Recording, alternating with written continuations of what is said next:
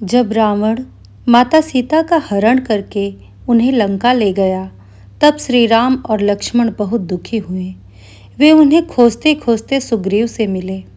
सुग्रीव ने श्री राम से मित्रता की और वानर सेना को चारों दिशाओं में सीता माता को ढूंढने के लिए भेजा।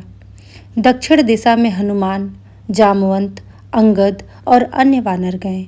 काफ़ी खोज करने के बाद वे समुद्र के किनारे पहुँचे, जहाँ उन्हें पता चला कि सीता माता लंका में है। समुद्र बहुत विशाल था, कोई भी वानर उसे पार करने की हिम्मत नहीं कर पा रहा था। तब जामवंत जी ने हनुमान जी को उनकी छिपी हुई शक्तियों का स्मरण कराया। हनुमान जी ने जैसे ही अपनी शक्ति को पहचाना, वे विशाल रूप धारण करके पर्वत के समान बड़े हो गए। उन्होंने श्री राम का नाम लिया और समुद्र पार करने के लिए छलांग लगा दी। रास्ते में सुरसा नाम की नागमाता ने हनुमान जी को रोक लिया।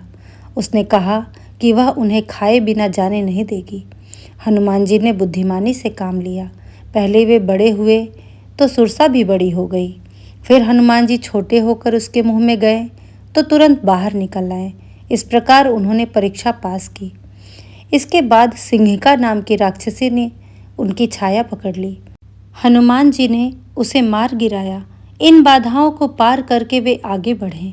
लंका पहुंचकर हनुमान जी ने छोटा रूप धारण किया। द्वार पर लंकिनी नाम की राक्षसी पहरा दे रही थी। हनुमान जी ने उसे परास्त किया।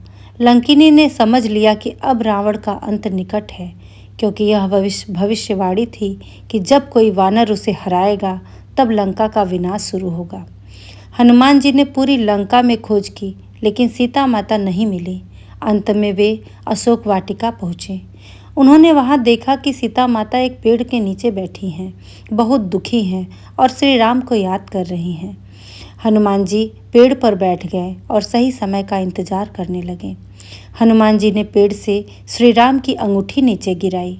अंगूठी देखकर सीता माता को विश्वास हुआ कि यह श्री राम का संदेश है। तब हनुमान जी सामने आए।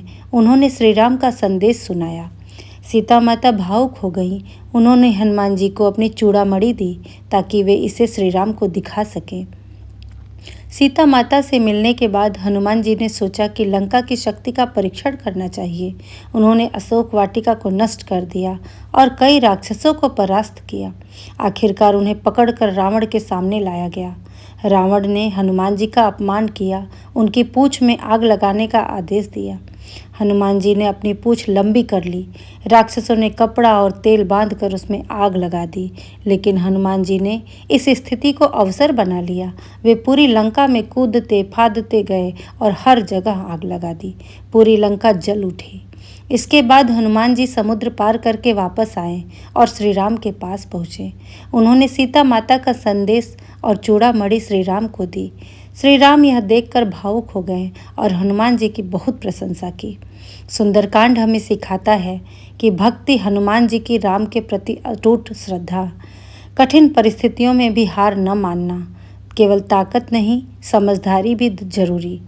सच्ची निष्ठा से हर कार्य सफल होता है। सुंदरकांड केवल कहानी नहीं बल्कि जीवन का मार्गदर्शन है। यह हमें सिखाता है कि अगर हमारे अंदर विश्वास, साहस और सच्ची भक्ति हो तो कोई भी मुश्किल हमें रोक नहीं सकती। अगर आपको सुंदरकांड की यह कथा पसंद आई हो तो मेरे चैनल को सब्सक्राइब करें, वीडियो को लाइक करें और अधिक से अधिक शेयर करें। धन्यवाद।